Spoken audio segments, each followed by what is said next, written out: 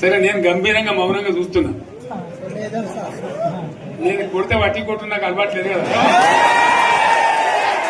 చూద్దాము.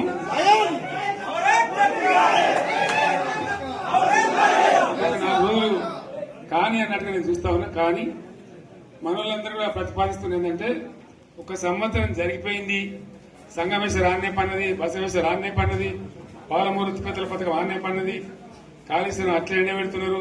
ఇవన్నీ అన్యాయాలని కాబట్టి ఫిబ్రవరి నెలాఖరులో ఒక పెద్ద బహిరంగ సభ పెట్టాలి, మీరు కథ చూడాలి అని జరుగుతూ ఉంది. కాబట్టి మీరు కూడా పెద్ద ఎత్తున దయచేసి ఆ సభకు కదిలి రావాలి, కథ దూరమే ఉండదు. ఆ రకంగా తెలంగాణ శక్తి ఏందో మరొకసారి చూపించి వీళ్ళ మెడలు వంచి ఇప్పుడు సాధించాలి. భవిష్యత్ కోసం కూడా కొట్టాడకు మనం సిద్ధంగా ఉండాలని తెలియజేసుకుంటూ, పరమేశ్వర్ గారికి అంతటి లోకమంతరం ఇది. కోటి రూపాయల భూమి ఇప్పుడు 50 లక్షల కట్టుకోలేదు.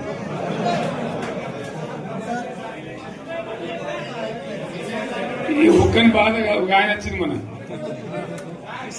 ఒక ఆయన ఒక 10 మంది వచ్చారు హైదరాబాద్కి. అందులోకి 2 ముస్లిం సోదరులు వచ్చారు.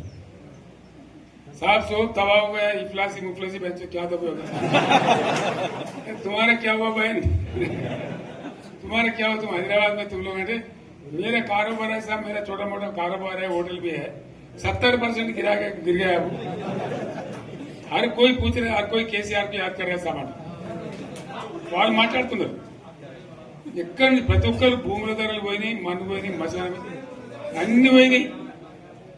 ఇంత మంచిగా 4 ఎకరాల రైతు నేను 4 కోట్ల ఆసామని అనుకుంటుండే, అంత ధీమా ఉంది. ఎంత బాగుంటే హైదరాబాద్ నుంచి అడిగితే కూడా వచ్చి మనం ఇయ్యకపోదాం భూములు, డిమాండ్ పెరగానని. అంత బ్రహ్మాండంగా మారుమూల ప్రాంతంలో కూడా 40 లక్షలు 50 లక్షలు ఎకరానికి ఉండే. అటువంటిది సగానికి సగం పడిపోయి మొత్తం నాశనం చేశారు. వీళ్ళు ఇట్లే వదిలిపెడితే ఇంకింత నాశనం అవుతుంది. కాబట్టి మనం కొట్లాడాల్సిందే. నేను ఇంకొక మాట మీకు చెప్తా. ఎలక్షన్లలో నేను మస్తుగా చూసిన 50 ఏళ్లలో పార్టీలకు వెళ్తే ఓడతాయి. ఇంత మాయలు ఏడాది లోపలనే కాంగ్రెస్ పార్టీ దొరికితే కొడతాం రానంత గొప్పగా.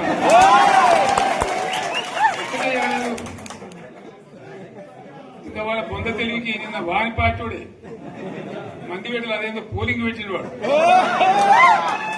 చూసారా మీరు? ఆ పోలింగ్ పెడితే 70% మనకు వచ్చింది, 30% మనకు.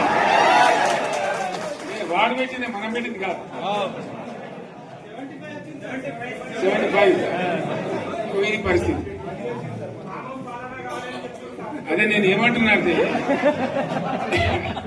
ఫామ్ హౌస్ అంటే ఏముంటది, వారి ఉంటది, మాకు ఉంటది, అల్లం ఉంటది. కాంగ్రెస్ వాళ్ళు ఎంత మనిషి చేస్తే పారబడి తవ్వచ్చు కూడా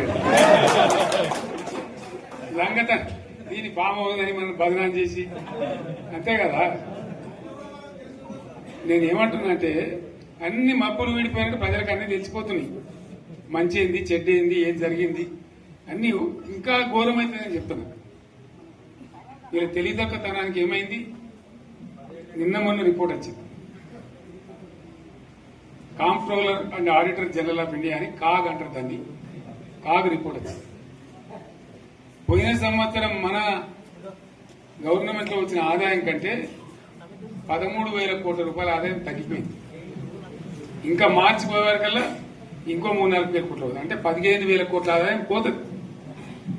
మన గవర్నమెంట్ ఉన్నప్పుడు ప్రతి ఏడాది 15,000 కోట్లు పెంచుకుంటూ పోయినండి, చెప్పేసుకుంటూ పోయింది. ఏడాది 10 నుంచి 15,000 కోట్ల ఆదాయం పెరిగేది మన టైంలో. అంత జాగ్రత్తగా మనం వ్యవహారం చేస్తాం. ఇలా ఉల్టా 15,000 కోట్లు పడిపోయింది. ఇంకా వాడేమిస్తాడుగా, ఇంకా ఇస్తారా? ఇంకో 4-5 నెలలైతే జీతాలే కష్టమైంది ఉంటుంది. అందరికి పెండింగ్ పెట్టి రిటైర్ అయిన దొత్తలు పైసలు మీరు చూస్తారు కదా పేపర్లలో. సో ఆ విధంగా రాష్ట్ర ఆర్థిక పరిస్థితిని కూడా దివాలా తీయించారు.